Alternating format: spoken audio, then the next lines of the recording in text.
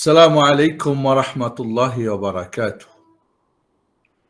الحمد لله رب العالمين والصلاة والسلام على أشرف الأنبياء المرسلين نبينا محمد وعلى آله وصحبه وبارك وسلم.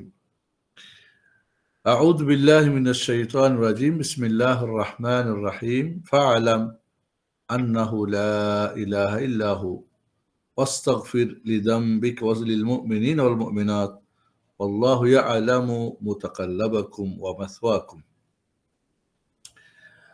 وقال النبي عليه الصلاة والسلام: إن لله 99 اسما 100 إلا واحدا من أحصاها دخل الجنة متفق عليه. আলহামদুলিল্লাহ, আমরা তাওহীদ নিয়ে তাওহীদ আসমা ও সিফাত, আল্লাহর নাম ও গুণাবলীর যে তাওহীদ, তার জানার প্রয়োজনীয়তা এবং জানার মধ্যে আমাদের ফায়দা ফজিলত নিয়ে আমরা আলোচনা করেছিলাম। আজকে আমরা তাওহীদুল আসমা ওয়াস সিফাত নিয়ে আর কিছু কথা বলে আমরা প্রশ্নোত্তরে যাব। প্রথম মনে রাখতে হবে যে আল্লাহ রাব্বুল আলামিনের নামগুলো সুন্দর, তার গুণগুলো সুন্দর, তার কাজগুলো সুন্দর, তার মখলুকাতও সুন্দর, তার বিধিবিধানগুলো সুন্দর, তার শরীয়তের যে সব নিয়ম কানুন সেগুলো সুন্দর, তার কিতাবগুলো সুন্দর, তার নবী রাসূলগুলো সুন্দর, তার আদেশ নিষেধ, তার সওয়াব সবই সুন্দর। আল্লাহ রাব্বুল আলামিনের যতগুলো নাম আছে, এই সমস্ত নাম আল্লাহর যে জাতি নাম আল্লাহ, এই মূল যে সত্তাগত যে নাম, এই সমস্ত নাম, এই নামেরই সবগুলো কি গুণবাচক নাম। এখানে মনে রাখতে হবে যে আল্লাহ রাব্বুল আলামিনের নামগুলিকে জানার মাধ্যমে, এর আগে বলেছিলাম, আমাদের দুইটা জিনিস সৃষ্টি আমাদের মাঝে আসবে। একটা, আল্লাহকে যত আমরা জানবো তার নাম ও গুণাবলী, এর মাধ্যমে মহান রব্বুল আলামিনের মহত্ব, তার বড়ত্ব, তার তার যে সৌন্দর্য, এই সবগুলি আমাদের মাঝে আমরা জানার মাধ্যমে আমাদের মাঝে কাজ করবে।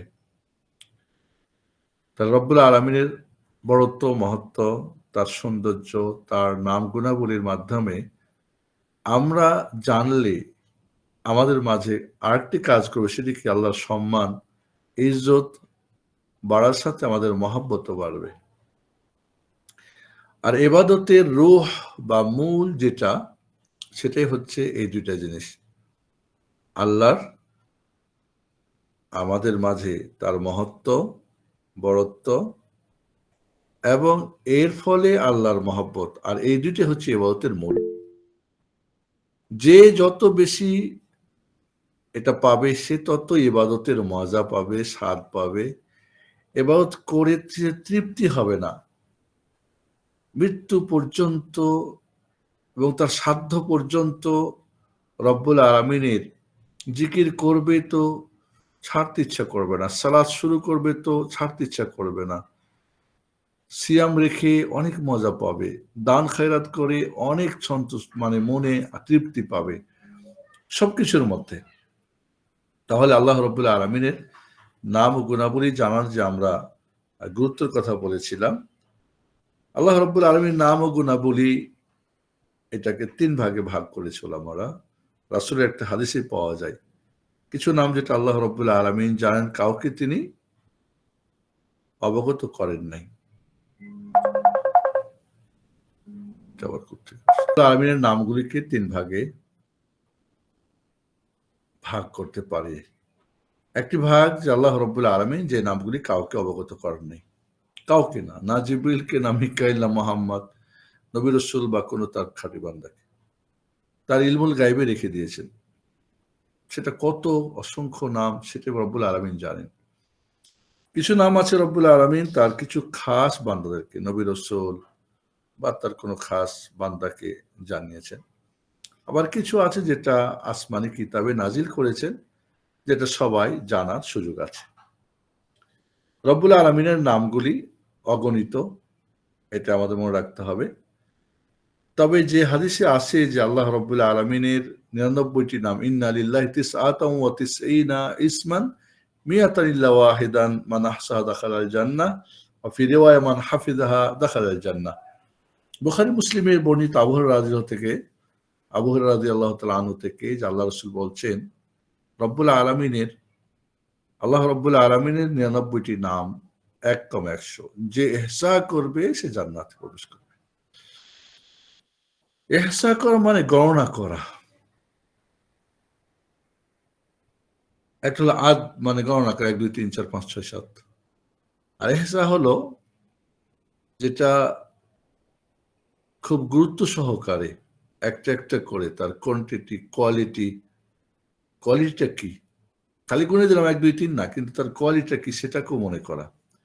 এজন্য ইহসার অর্থ কি? আল্লাহর নামগুলিকে জানা, অর্থ জানা, কি বলে জানা, বুঝা, মেমোরাইজ করা, বিশ্বাস করা, তা দিয়ে আল্লাহকে ডাকা এবং তা দিয়ে আল্লাহর ইবাদত করা, দোয়াউল ইবাদা বা দোয়াউল মাসআলা। দোয়াউল মাসআলা, দোয়াউল মাসআলা যে চাওয়া, যেমন আল্লাহুম্মা গফিরলি, আল্লাহুম্মা আনতাল গাফফার ফাগফিরলি, আনতার রহমান ফারহামনি, আল্লাহুম্মা আনতার রাজ্জাক ফারজুকনি, আনতাল ওয়াহাব ফাহাবলি, এভাবে দোয়া করা। আরেকটা হলো কি যে ইবাদতের মাধ্যমে আল্লাহকে ডাকা। সেরকম তওবা করলাম আমি, এই তওবার মাধ্যমে আমি আল্লাহকে ডাকছি, এটা দোয়াউল ইবাদা বলে। তাহলে আমরা শুধু মুখস্থ করে নিলাম। আবার আমার দেশে বলে ইয়া আল্লাহ ইয়া রহমান ইয়া রাহিম, এইভাবে না। আল্লাহুর রহমানুর রহিম আল মালিকুল কুদ্দুসুস সালাম, এইভাবে ৯৯টি নাম বিশ্ব, যেটা কোরআন এবং সুন্নাতে সাব্যস্ত, সেই নামগুলো। একটা হাদিসে ৯৯টা নাম সহ উল্লেখ হয়েছে, হাদিসটা কিন্তু সহিহ না। সেখান থেকে নাম মুখস্থ করলে হবে না, যেহেতু সেটা সাব্যস্ত না। তাহলে কোরআন এবং সুন্নাহ, সহিহ সুন্নাহর আলোকে ৯৯, যে কোনো ৯৯টি নাম, যে কোনো ৯৯টি নাম আল্লাহর নাম থেকে, তাহলে এই নামগুলি যে মুখস্থ করবে, এহসা করবে, গণনা করবে কোয়ান্টিটি কোয়ালিটি হিসাবে, এবং এগুলির অর্থ কি জানবে, সত্যায়ন করবে, ডাকবে, তার মাধ্যমে ইবাদত করবে, সে ব্যক্তি দাখালাল জান্নাহ, জান্নাতে প্রবেশ করবে।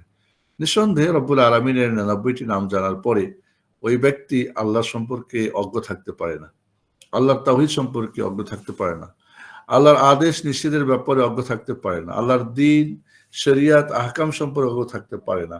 কারণ প্রতিটি নামের যে প্রভাব আমাদের প্রতি এবং প্রতিটি নামের যে গুণ, সেটা যে আমাদের মানুষ হিসাবে যতটুকু অর্জন করা দরকার। আল্লাহ আলিম, তিনি জ্ঞানী, তা আমাদের জ্ঞান অর্জন করতে হবে। তিনি রাহিম, তা আমাদেরও দয়া করতে হবে। তিনি আল গাফফার, কিন্তু আমাদের চলতে ফিরতে হাজব্যান্ড ওয়াইফের, ছেলে মেয়ে, ভাই বোনদের ক্ষমা হতে হবে।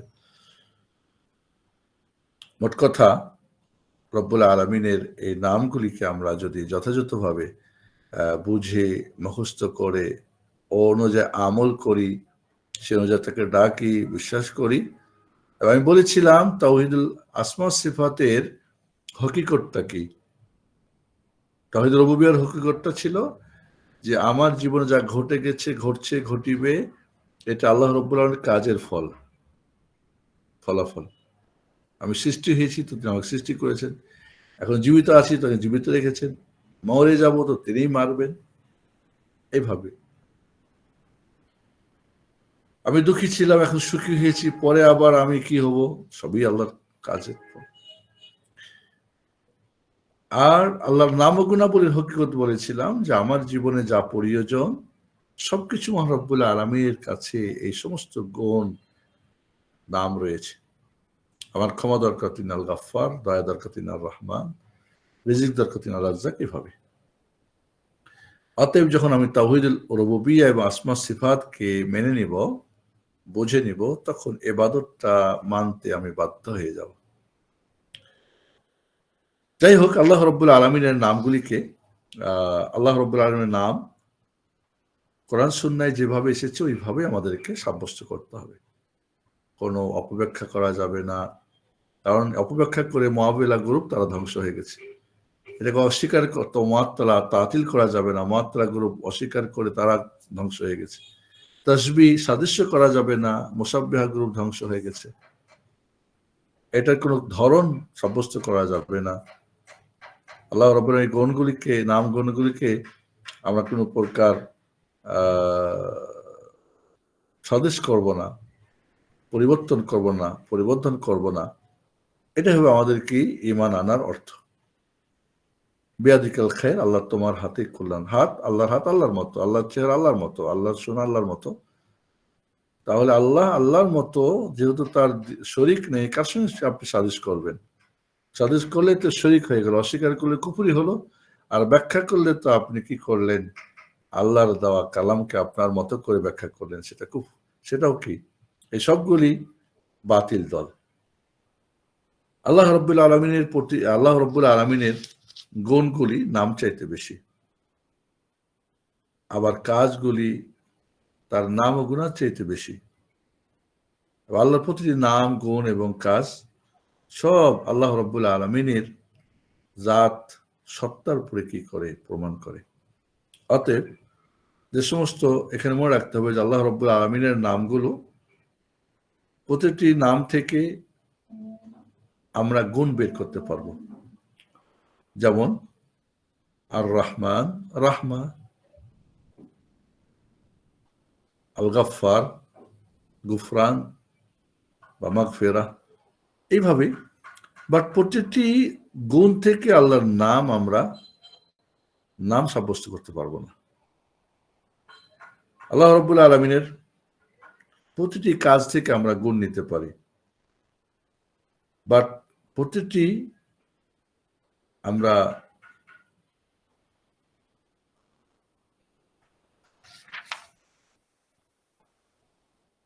বলেছিলাম যে আল্লাহর আসমা সিফাতের প্রতি ঈমান আনার তিনটি রক্ষণ। একটি হলো রব্বুল আলামিনকে সমস্ত মখলুকাত থেকে পবিত্রকরণ,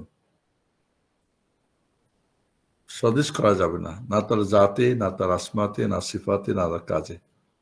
আল্লাহর কাজে, নামে, গুণে এবং সত্তায় কোনো মাখলুককে সদৃশ করা যাবে না। এখান থেকে আল্লাহ পবিত্র করতে হবে। 2 নম্বর ছিল যে আমরা ঈমান আনবো আল্লাহ তার কিতাবে, রাসূল তার হাদিসে সাব্যস্ত নামগুলিকে যেভাবে আসছে ওইভাবে, এমন রব্বুল আলামিনের জন্য যেমন সাব্যস্ত তেমনই আমরা করব। কোনো ব্যাখ্যা, অপব্যাখ্যা, কোনো অর্থবিলুপ্ত, সদৃশ, কোনো ভরণ কিছু আমরা সাব্যস্ত করব না। 3 নম্বর ছিল যে রব্বুল আলামিনের নাম, গুণাবলী এবং কাজকে, এর কাইফিয়াত, এর ধরনকে পরিপূর্ণভাবে আমরা ইদরাক বা পাওয়া বা আমাদের বুঝা আমাদের কি আমাদের সম্ভব না। এটা মনে রাখতে হবে। লাইসা কামিসলিহি শাই ওয়া হুয়া আস-সামিউল বাসীর। তার অনুরূপ কিছুই নেই এবং তিনি আর উনি সব শুনেন, সব দেখেন। আল্লাহ রাব্বুল আলামিনের নামগুলোকে আমরা তার প্রমাণের দিক থেকে বা অর্থ সাব্যস্ত করার দিক থেকে 4 ভাগে ভাগ করতে পারি। একটা হলো যে সমস্ত নামগুলি কি সিফাত যাতিয়া। সিফাত যাতিয়া যেটা আল্লাহ রাব্বুল আলামিনের চাওয়ার সঙ্গে সম্পর্ক না, সর্বক্ষণ রব্বুল আলামিনের সাথে থাকে। এবার হাই, আল কাইয়ুম, আস সামি, আল বাসীর, আল আলিম, আল খাবির, আল কবি, আল আজিজ, আল আলী, আল কবির। আল্লাহ হাই, জীবিত, সর্বত্র, চাওয়ার সঙ্গে কোনো সম্পর্ক নেই। আর কিছু আছে কি সিফা ফি'লিয়া, কর্মগত সিফা। ওটা ছিল জাতিগত সিফা, এটা হলো কি কর্মগত, যে চাওয়ার সঙ্গে সম্পর্ক। আল্লাহ চাইলে হবে, না হলে হবে না। যেমন আল খালিক, আর রাজিক, আল তাওয়াব, আল আফু, আল গফুর, আর রাহিম। রিজিক দিতে চাইলে চাওয়ার সঙ্গে রিজিকটা। আবার কিছু সিফাত আছে যেগুলি আল্লাহর পবিত্রতা বর্ণনা করার জন্য, তেনাকে সব ধরনের ত্রুটি, বিচ্যুতি থেকে তাকে পবিত্র করা। যেমন আল কুদ্দুস, আস-সুবুহ, আস-সালাম, এই ধরনের নাম।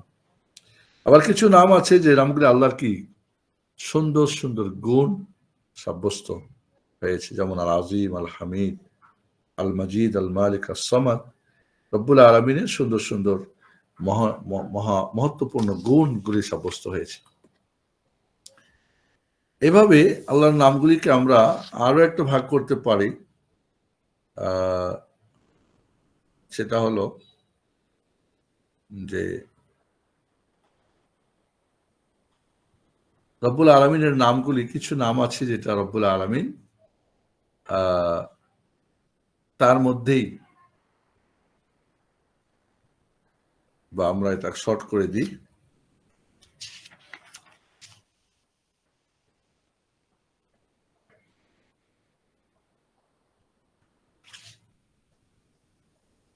আল্লাহর নামগুলিকে আমরা অন্য একভাবে 6 ভাগে ভাগ করতে পারি। সেটা হলো যে সমস্ত নামগুলি আল্লাহর জাতের ওয়াহদানিয়াত, একাত্মবাদ প্রমাণ করবে। আল্লাহ, আল ইলাহ, আল ওয়াহিদ, আল আহাদ, আল হক, আল হাই, আল কাইয়ুম, আল আউয়াল, আল আখির, আল যাহির, আল বাতিন। রব্বুল আলামিন তার জাত যে একক, ওয়াহদাহু লা শারীক, এটা প্রমাণ করে। কিছু নাম আছে যে তার রাজত্ব এবং শক্তির, ক্ষমতার প্রমাণ করে, যেমন আল আজিজ, আল জব্বার, আল মুহাইমিন, আল কাহ্হার, আল কাদির, আল কওয়ি, আল হাকিম, আল মুকদ্দিম, আল মুআখির। এই নামগুলি রব্বুল আলামিনের রাজত্ব এবং তার ক্ষমতার অর্থ বহন করে। কিছু নাম আছে যেগুলো আল্লাহ রাব্বুল আলামিন সৃষ্টি, কোন জিনিসকে সৃষ্টি করা, সাহায্য করা, এগুলির অর্থ প্রকাশ করে, যেমন আল বারি, আল মুসাউবির, আল রাজ্জাক, আল ওয়াহাব, আল করিম, আল বার, আল মুকিত, আল বীর, আল বার, আল মুকিত, আল ওয়াহাব। এই নামগুলি রব্বুল আলামিন কোনো কিছুকে কি বলে, না থেকে হা, যেটা অস্তিত্ব ছিল না সেটাকে অস্তিত্বে নিয়ে আসা, এগুলি প্রমাণ করে। 4 নম্বরে কিছু নাম যেটা আল্লাহ রাব্বুল জ্ঞান এবং পরিপূর্ণ সবকিছুকে তিনি বেষ্টন করেন, যেমন আল সামি, আল বাসির, আল আলিম, আল খাবির, আল রাকিব, আল শহীদ, আল হাফিজ, আল মুহিত। এগুলো রব্বুল আলামিনের জ্ঞানকে ব্যাপৃত করে। আবার কিছু নাম আছে যেগুলো আল্লাহ রাব্বুল আলামিনের কি রাহমা, দয়া বুঝায়, যে আর রব, আর রহমান, আর রহিম, আর রাউফ, আল হালিম, আল হামিদ, আল শাকুর, আল ওয়াদুদ, আল ওয়ালি, আল নসির, আল করিম। এই নামগুলি রব্বুল আলামিনের রাহমা, ক্ষমার অর্থ প্রমাণ করে। আল মুজিব, আল আফু, আল গফুর, আল তাওয়াব। 6 নম্বরে কিছু নাম আছে যেগুলো আল্লাহ হিদায়াতের এবং বর্ণনার অর্থ দেয়, যেমন আল হাদি, আল মুবিন, আল ওয়াকিল। এগুলি আল্লাহ রাব্বুল আলামিন হিদায়াত বান্দাকে যে দেন তারই অর্থবহ। মোট কথা, আল্লাহ রাব্বুল আলামিনের এখানে মনে রাখতে হবে আমাদেরকে, যে সংক্ষিপ্ত যে কথাটা বলবো, যে আমাদের একটা ঘরের বুনিয়াদ, তার ফাউন্ডেশন যত মজবুত হবে, তার বাড়িটা, উপরে ভবনটা তত মজবুত হবে। বুনিয়াদটা, ফাউন্ডেশন যত দুর্বল হবে, তার ঘরটাও তত দুর্বল হবে। এই জন্যে আমাদের মনে রাখতে হবে যে আল্লাহ রাব্বুল আলামিনের নাম, গুণাবলী, এই সব কিছুকে জানলে আমাদের ফাউন্ডেশনটা মজবুত হবে। ফাউন্ডেশনটা মজবুত হবে। এই ফাউন্ডেশনের উপরে যত রব্বুল আলামিনের বিধিবিধান, সারা শরীয়ত আমরা যখন করতে যাব, তখন সেটা একত্বতার সাথে হবে। তো আল্লাহর নাম, গুণাবলী জানার মাধ্যমে আমাদের কি হবে, বুনিয়ানটা, আমাদের ফাউন্ডেশনটা মজবুত হবে তাওহীদ জানার মধ্যে। এর ফলেই আমরা একমাত্র তখন আল্লাহ এবং তার রাসূল আনুগত্য করতে পারবো। যেটা আমি বারবার বলে এসেছি, তাওহীদুল ইবাদা এবং তাওহীদুর রিসালা। তাওহীদুল ইবাদা যত মজবুত, তাওহীদুল ইবাদা যত মজবুত হবে, তাওহীদুর রিসালা যত মজবুত হবে, ততই আমরা ইহকালের, পরকালের, আমরা সর্ব ধরনের রব্বুল আলামিনের ওয়াদা এবং আল্লাহ রব্বুল আলামিনের ওয়াদা পাবো, এবং তার যে ওয়াইদ, শাস্তি, সেখান থেকে আমরা নিষ্কৃত পাবো। তো আমি একটু শর্ট করতে চাচ্ছি। আজকে আপনারা প্রশ্ন করার আগে আমি কিছু প্রশ্ন করতে চাই, এজন্যে আজকে শর্ট করে দিলাম। আমাদের আলোচনা এখানে শেষ করছি তাওহীদের ব্যাপারটাকে নিয়ে, কারণ এই আলোচনা আমাদের অনেক সময় লেগে যাবে। আমরা ইনশাআল্লাহ সামনে সপ্তাহ থেকে ফিকহুল উসরা। উসরা হচ্ছে ফ্যামিলি ব্যাপারে ফিকহ। একেবারে বিবাহর চিন্তাভাবনা, তারপরে ইস্তিশারা, ইস্তেখারা, এরপরে তার নিয়ত, তার উদ্দেশ্য, এরপরে পরিবার গঠন কিভাবে হবে, পরিবারের একে অপরের অধিকারগুলো এই দিয়ে, এবং পারিবারিক সমস্যা এবং সমাধান।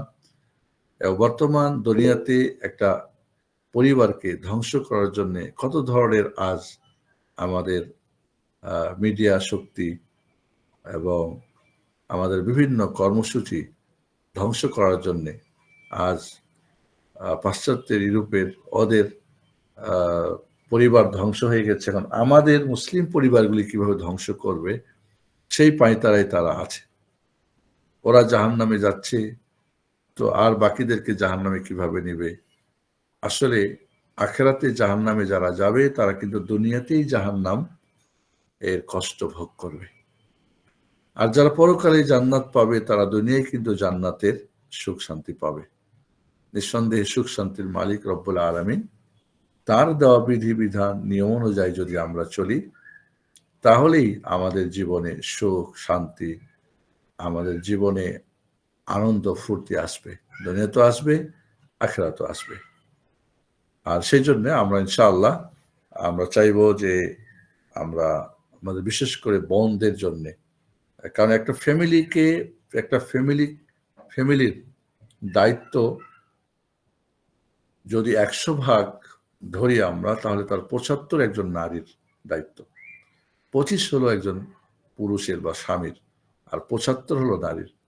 যে নারী এই ৭৫ থেকে যত কমে আসবে, তার সংসার তত বেশি ঝামেলা হবে, অশান্তি হবে, পরিবার ধ্বংস হবে এবং ক্ষতিগ্রস্ত হবে নিজে, নিজের স্বামী, নিজের ছেলে মেয়ে এবং আশেপাশে আরো সবাই। কাজে একটা নারীকে যত পরিবার সম্পর্কে ভালো জানা দরকার, প্রশিক্ষণ নেওয়া দরকার, তত জানবে তত বেশি ভালো করবে আশা করি। তো আমরা শাহাদাতাইন নিয়ে আমরা কথা বলেছিলাম। আশহাদু আল্লা ইলাহা ইল্লাল্লাহ, আশহাদু আন্না মুহাম্মাদুর রাসূলুল্লাহ। আশহাদু আল্লা ইলাহা ইল্লাল্লাহ এবং আশহাদু আন্না মুহাম্মাদুর রাসূলুল্লাহর অর্থ কি? কে বলতে পারবেন? জি। আপনারা যারা বলবেন হাত উঠাবেন, অনুমতি দেওয়া হবে, উত্তর দিবেন। শাহাদাতাইন ইসলামের প্রথম রুকুন। এই শাহাদাতাইনের অর্থ কে বলতে পারবেন?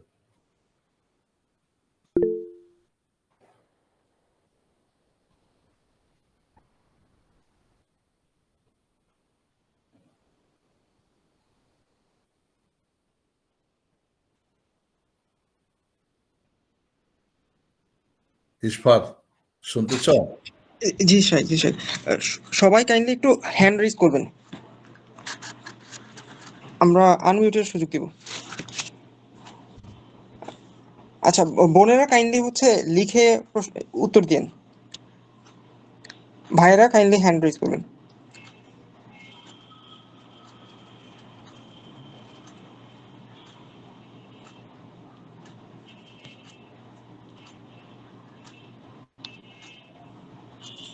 এখনো কেউ হ্যান্ড তুলে নেই।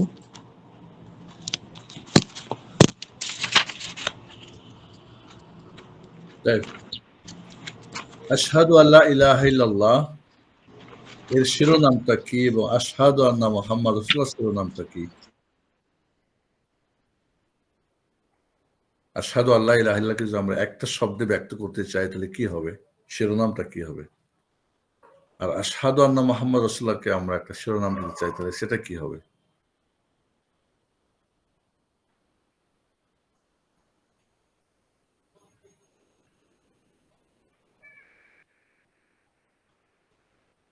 একজন লিখেছেন আশহাদু আল্লা ইলাহা ইল্লাল্লাহর অর্থ যে আল্লাহ ছাড়া সত্য কোনো মাবুদ নেই এবং আল্লাহ মুহাম্মদ সাল্লাল্লাহু আলাইহি ওয়াসাল্লাম রাসূল।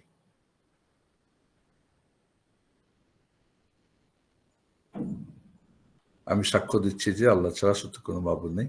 আরো সাক্ষ্য দিচ্ছি যে মুহাম্মদ সাল্লাল্লাহু আলাইহি ওয়াসাল্লাম তার রাসূল। ওকে। আশহাদু আল্লা ইলাহা ইল্লাল্লাহর শিরোনামটা কি বলেছিলাম, কার মনে আছে?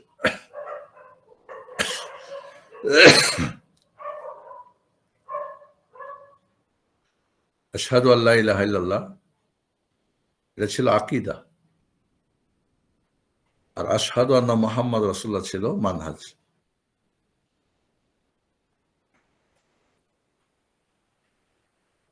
এটাকে বোঝানোর জন্য বলেছিলাম আশহাদু আল্লা ইলাহা ইল্লাল্লাহ সেটা হচ্ছে তাওহীদুল ইবাদা, আর আশহাদু আন্না মুহাম্মদ রাসূলুল্লাহ তাওহীদুর রিসালা। আকীদা মানহাজের সম্পর্কটা কি, কে বলতে পারবেন? আকীদা আর মানহাজ দুইটার সম্পর্কটা কি ধরনের?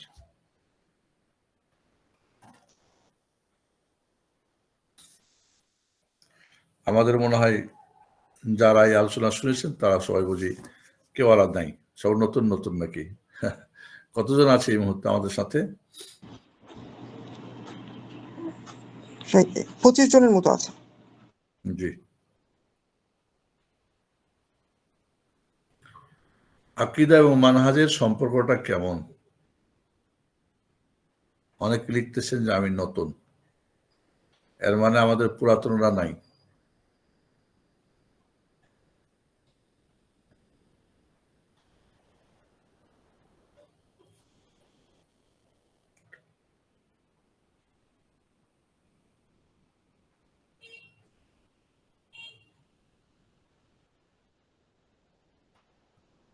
জি, সাইদুর রহমান সাহেব লিখেছেন যে আকীদা ঠিক থাকলে মানহাজ ঠিক থাকবে, মানহাজ ঠিক থাকলে আকীদা ঠিক থাকবে। একটা আরেকটার সঙ্গে কি লাজিম মাজুম বলে, একটা ঠিক হলে আর একটা ঠিক হওয়া জরুরি, আর একটা বাতিল হলে আর একটা বাতিল হওয়া জরুরি। একজন বলছে যে আমার আকীদা সালাফি কিন্তু মানহাজ হলো ইখওয়ানি বা তাবলিগি বা দেওবন্দি বা অমুক তমুক, এ কথা গ্রহণযোগ্য না। বা আমার মানহাজ সালাফি কিন্তু আকীদা আমার মাতুরিদি, না, এটা মোটেই গ্রহণযোগ্য না।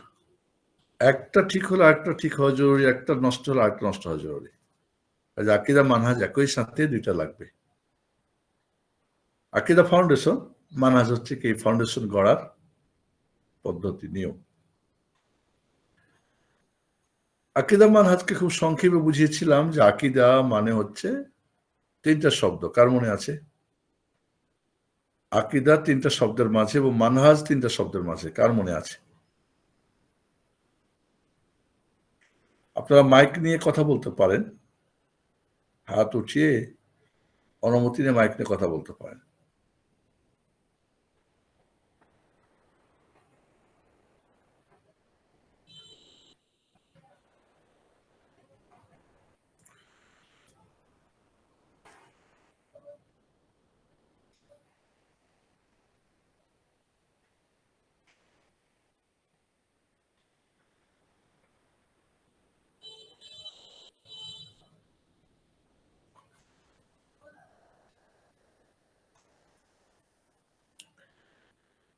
মাযহাব আলাদা জিনিস।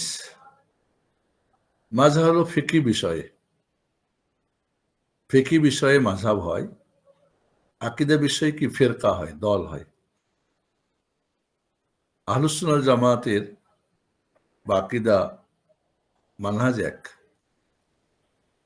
আকীদায় যখন গড়বড় হয়, আকীদা হলো মূল জায়গায়, আকীদা মানহাজ হচ্ছে মূল জায়গাতে যদি গড়বড় হয়ে যায় তাহলে ফিরকা হয়ে যায়, জাহান্নামে যাবে। আর যে ফিকহি বিষয়ে কম বেশি এটাকে মাযহাব বলে। মাযহাব যেরকম আহলুস সুন্নাহ ওয়াল জামাতের 4টি মাযহাব বলা হয়, এরা ফিকহি বিষয়ে। বাট ফিকহি হলো হানাফি আর আকীদা হলো মাতুরিদি, তাহলে এটা ফিরকার মধ্যে চলে যাবে, এটা আর মাযহাবে থাকবে না। হয়তো আমলে মাযহাব বা আকীদাতে গিয়ে কি সে ফিরকা হয়ে গেছে। এটা একটা গুরুত্বপূর্ণ বিষয় আমাদের মনে রাখতে হবে। তাহলে আকীদা আর মানহাজটাকে আকীদা 3টা শব্দের মধ্যে বলেছিলাম, কার মনে আছে? সংক্ষিপ্ত বোঝার জন্য যে আকীদা 3টা শব্দের মধ্যে আর মানহাজ 3টা শব্দের মধ্যে, কারো মনে আছে? আকীদা বলেছিলাম যে আপনি আল্লাহকে এক বলে মাবুদ সত্য মাবুদ বলে মেনে নেওয়া। এখানে কি দাঁড়ালো যে তিনি মাবুদ আর আমি আব্দ, আমার কাজ কি ইবাদত করা, তার আনুগত্য করা, তার আদেশ পালন করা, ইবাদত, নিষেধ ত্যাগ করাও কি ইবাদত। ব্যাস, মাবুদ, আব্দ, ইবাদত। সর্বক্ষণের জন্য যদি মাবুদ আল্লাহকে মেনে নিতে পারেন, এক সেকেন্ডের জন্য আল্লাহকে বাদ দেওয়ার কাউকে মাবুদ মানেন, আপনার নাফসকে, আপনার টাকা পয়সাকে, বিবি বাচ্চাকে, ধন সম্পদকে, আরামায়েশকে, সর্বক্ষণ মাবুদ আল্লাহকে মানছেন এবং সর্বক্ষণই আপনি আব্দ, আপনি দাস, এবং সর্বক্ষণ আপনার কাজকে ইবাদত করা, আল্লাহর আদেশ নিষেধের মধ্যে বাইরে যাওয়ার কোনো সুযোগ নেই। হয় করেন তাহলে আল্লাহর আদেশ বা আল্লাহর করতে বলছেন বা করণীয়, অথবা বর্জন করেন বা বর্জনীয়। এই তিনটা হলে আকিদা, আশহাদু আল্লা ইলাহা ইল্লাল্লাহ। এখন দেখা যাচ্ছে যে আজকে সবাই নতুন, আবার সেই পুরাতন কথার আলোচনা। এটা দুঃখজনক, আমাদের হয়তো বেশিরভাগ নতুন নতুন আসে যায়, কন্টিনিউ না করলে আসলে জ্ঞান হবে না। একদিন আসলেন, আবার 5 মিনিট 10 মিনিট থেকে চলে গেলেন, এটাতে জ্ঞান হবে না। আপনাকে কন্টিনিউ করতে হবে। ওকে। আর মানহাজও বলেছিলাম 3টা শব্দ। একটা রাসূলুল্লাহ, আল্লাহ রাসূলকে, মুহাম্মদ সাল্লাল্লাহু আলাইহি ওয়াসাল্লাম, তিনি আল্লাহর পক্ষ থেকে, তিনি মেসেঞ্জার, তিনি আল্লাহর পক্ষ থেকে কোরআন সুন্নাহ আমাদের কাছে নিয়ে আসছেন। আরেকটা কি ইত্তিবা বা মুত্তাবে, আপনি অনুসরণকারী, আপনি মুবতাদে না, আপনি বেদাতকারী না, আপনি অনুসরণকারী। মুহাম্মদ সাল্লাল্লাহু আলাইহি ওয়াসাল্লামের যে প্ল্যান, সেটাকে আপনি অনুসরণ করেন। মুবতাদি, নতুন করে কিছু আপনি সৃষ্টি করার সুযোগ নেই। আর আপনার কাজ হলো কি ইত্তিবা। ওখানে ছিল মাবুদ, আব্দ, ইবাদত, এখানে হলো কি রাসূলুল্লাহ সাল্লাল্লাহু আলাইহি ওয়াসাল্লাম, ইত্তিবা, আপনি মুত্তাবে, অনুসরণকারী, আপনার এই কাজটাও ইত্তিবা করা, সর্বক্ষণ চলতে ফিরতে, উঠতে বসতে, বিয়ে শাদী, ব্যবসা বাণিজ্য, ঘরে বাইরে, সুখে দুঃখে, ছোট বড় যা কিছু করেন, দুনিয়াবি উখরাবি, ইহকাল পরকাল, আর মক্কায় বসে করেন, আর বাংলাদেশে করেন, পার্লামেন্টে করেন, যেখানেই করেন সবকিছুখানে আপনি মুত্তাবে। আপনি ইত্তেবা করবেন কার? একমাত্র মুহাম্মদ সাল্লাল্লাহু আলাইহি ওয়াসাল্লামের। ওখানে ইবাদত ছিল একমাত্র আল্লাহর, এখানে ইত্তেবা একমাত্র রাসূল সাল্লাল্লাহু আলাইহি ওয়াসাল্লামের। ওখানে ছিল কি আপনি আব্দ, এখানে আপনি মুত্তাবে। ওখানে ছিল কি ইবাদত, এখানে ইত্তেবা। তো এইভাবে যে 2টা শব্দকে আমরা জাস্ট বোঝানোর জন্যে আমরা এরকম বলেছিলাম। আশহাদু আল্লা ইলাহা, যখন আশহাদু বলি তখন 4টা জিনিস জরুরি হয়। সেই 4টা জিনিস কার জানা আছে? যখনই বলি আশহাদু আল্লা ইলাহা ইল্লাল্লাহ বা আশহাদু আন্না মুহাম্মাদুর রাসূলুল্লাহ, তো শাহাদা দিলেই 4টা জিনিস জরুরি হয়। সেই 4টা জিনিস কার মনে আছে?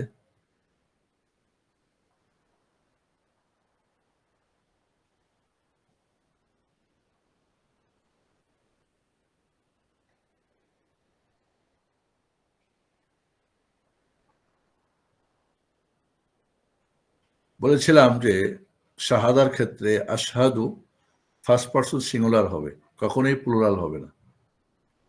বলবে নাশহাদু, না, না আবুদু বলি, নাস্তাইন বলি, আমরা ইবাদত করি, আমরা সাহায্য চাই, যদি আপনি একজন। বা সাক্ষীর ক্ষেত্রে যদি হাজারো জন হন, তা আপনারটা আপনাকে বলতে হবে, আশহাদু, আমি সাক্ষ্য দিচ্ছি। নাশহাদু, আমরা দিচ্ছি সাক্ষ্য, বলা যাবে না, কারণ একজন আরেকজন সাক্ষী দিতে পারে না, অসম্ভব। 1 2 নম্বরে সাক্ষ্য দেওয়ার ব্যাপারে বলছিলাম 4টা জিনিস জরুরি হয়ে যায়। 1 নম্বরে যখন বলবেন আশহাদু আল্লা ইলাহা, আশহাদু, তখন আপনার এই যেটা সাক্ষ্য দিচ্ছেন, আল্লাহ ইলাহা ইল্লাল্লাহ, আন্না মুহাম্মদ রাসূলুল্লাহ, এটাকে জানা, এটার অর্থ জানা, বিশ্বাস করা আপনার প্রতি ফরজ হয়ে যায়, জরুরি হয়ে যায়, লাজিম হয়ে যায়। 1 2 নম্বরে এটা ঘোষণা দেওয়া, ঘোষণা দিতে হবে যে হ্যাঁ, আমি সাক্ষ্য দিচ্ছি আল্লাহ ছাড়া সত্য কোনো মাবুদ নেই, এবং আরো আমি সাক্ষ্য দিচ্ছি নিশ্চয়ই মুহাম্মদ সাল্লাল্লাহু আলাইহি ওয়াসাল্লাম আল্লাহর রাসূল আলাইহিস সালাতু ওয়াস সালাম। 3 নম্বর, এর দাবি পূরণ করা আপনার প্রতি জরুরি হয়ে যাবে। আর 4 নম্বর, এই সাক্ষ্যটা আরো অন্যদের কাছে আপনাকে পৌঁছাতে হবে। আসো, এই সাক্ষ্য দাও, বিশ্বাস করো, অর্থ জানো, এটা তুমি ঘোষণা দাও, এটা তুমি দাবি পূরণ করো, তাহলে অন্যদের কাছে এই সাক্ষ্য দেওয়ার ব্যাপারটা পৌঁছে দাও। আমরা বলেন কয়জন এই কাজটা করি বলেন? আমাদের তো শাহাদাতাইনই নাই। আমরা কালিমা দিয়ে, কালিমা আমরা প্রথম রুকুন নাম দিয়ে শাহাদাতাইন নাই আমাদের।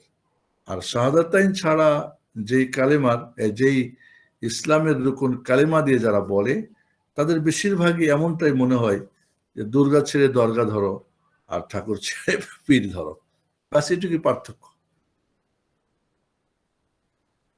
মসজিদে নামাজ পড়ে, অফিসে গিয়ে ঘুষ খায়। এই শাহাদাতাই না থাকার কারণে তার, বা থাকলেও অর্থ না জানার কারণে, বা অর্থ জানলেও তার বিশ্বাস সেটাকে মজবুত করে তার দাবি পূরণ না করার কারণে কোনো কিছুই তার পরিবর্তন হচ্ছে না। আমার মনে হয় আমি প্রশ্ন করছি, উত্তর যথাযথ পাচ্ছি না।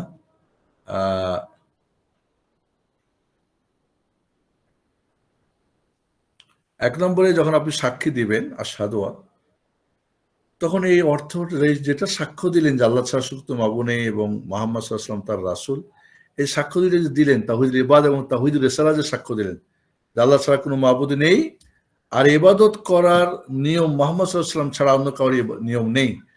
এই সাক্ষ্য দুইটা যে বললেন, যে খালি আজানে বললেন, ইকামতে বললেন, তাহিয়াতুতে পড়লেন, উজুতে বললেন, কিন্তু বুঝলেন না তা না, বুঝতে হবে, অর্থটা জানতে হবে, বিশ্বাস করতে হবে। 2 নম্বরে এটা ঘোষণা দিতে হবে। এমনকি বোবা যদি হয় তাহলে ইশারা করে বলবে, কেউ নাই এখন তাহলে লিখে রাখবে।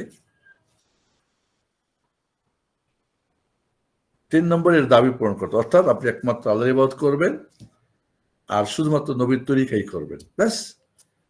এই শাহাদাতাইন যদি আমরা বুঝতাম তাহলে তো এত দল, এত মত, এত পথ, এবং এখন ঐক্যের বহু ধ্বজাধারী স্লোগান দিচ্ছে, বিভিন্ন প্ল্যাটফর্ম থেকে বড় বড় স্লোগান দিচ্ছে, ঐক্যের ডাক দিচ্ছে। আমরা নাকি ঐক্য নষ্ট করি, তাওহীদের কথা বললে ঐক্য নষ্ট হয়, আর বেদাত বললে, গণতন্ত্রের কথা বললে নাকি ঐক্য হবে। নাউজুবিল্লাহ। এইভাবে প্রতারকরা প্রতারণা করতেছে। তাওহীদ সুন্নাহ ছাড়া, তাওহীদ ইবাদত এবং তাওহীদ রিসালাত ছাড়া ঐক্যের কোনো বিকল্প নেই। যারা ভাবায় তারা মিথ্যুক, হয় তারা জানে না, বা জানলে তারা মিথ্যুক, প্রতারক তারা। তাহলে 4 নম্বরে কি এটা অন্যদের কাছে পৌঁছে দেওয়া, এই সাক্ষ্যটা অন্যদের কাছে পৌঁছে দেওয়া। আর এটাই সাহাবায়ে কেরাম রাদিয়াল্লাহু আনহুম করেছেন, যার ফলে ইসলাম শুধু মক্কা মদিনায় না, সারা পৃথিবীতে ছড়িয়েছে। আমরা কোনটাই করছি না। আমরা অর্থও জানি না, বিশ্বাসও ভালো করি না। আমরা ঘোষণাও দিলে ঘোষণা শুধু মুখে, কিন্তু আমার হার্ট থেকে বা আমার কার্যক্রমে সবকিছু প্রমাণ করছি না, আমি বাস্তবতার দাবি পূরণ করছি না। জি। তো আমার মনে হয় আমরা প্রশ্ন উত্তরে যেতে পারি। আমার প্রশ্ন তো অনেক ছিল। 3 প্রকার তাওহীদের একটা আরেকটার মধ্যে সম্পর্কটা কি? কে বলতে পারবেন? 3 প্রকার যে তাওহীদ, তাওহীদুল রুবুবিয়্যাহ, তাওহীদুল আসমা ওয়াস সিফাত এবং তাওহীদুল উলুহিয়্যাহ। এই 3 প্রকার তাওহীদের একটা আরেকটার সঙ্গে সম্পর্কটা কি বলেছিলাম?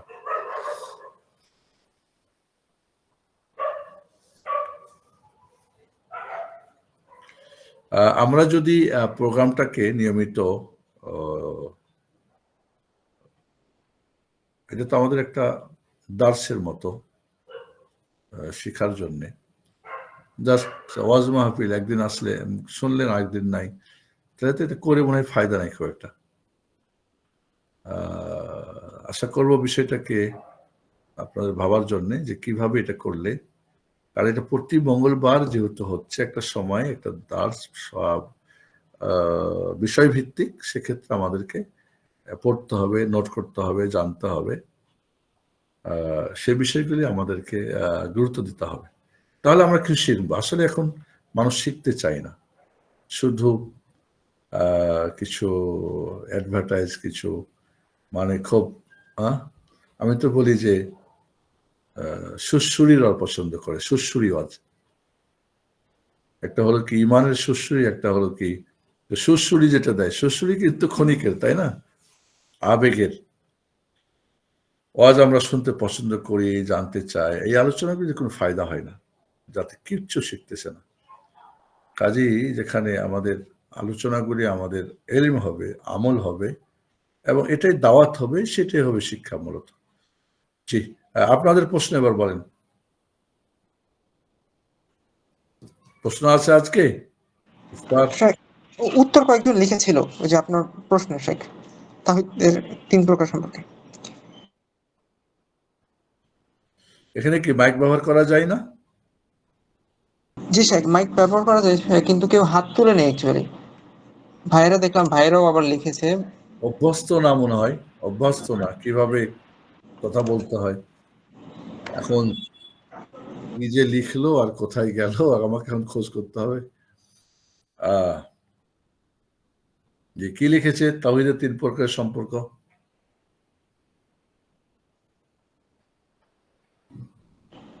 জি শেখ, একজন ভাই লিখেছেন যে, শাফায়েত ভাই লিখেছেন তাওহীদুল রুবুবিয়্যাহ, রব হিসেবে আল্লাহর একত্ব। তাওহীদুল উলুহিয়্যাহ, একক রবের ইবাদত করা। আসমা সিফাত হলো আল্লাহর নাম ও গুণের একত্ব। তো কাকে বলে হলো সংক্ষেপে, বাট 3 প্রকার তাওহীদের সম্পর্কটা একটা একটার সঙ্গে। তাওহীদ রুবুবিয়্যাহ উলুহিয়াকে জরুরি করে। রুবুবিয়্যাহ যখন মেনে নেবেন আল্লাহর কাজে আল্লাহকে, তখন তাকেই আপনার তারই ইবাদত করতে হবে। এটাকে বলা হয় জরুরি বা লাজিম করে দেয়। আর তাওহীদুল উলুহিয়ার মধ্যেই কি তাওহীদুর রুবুবিয়্যাহ বিদ্যমান।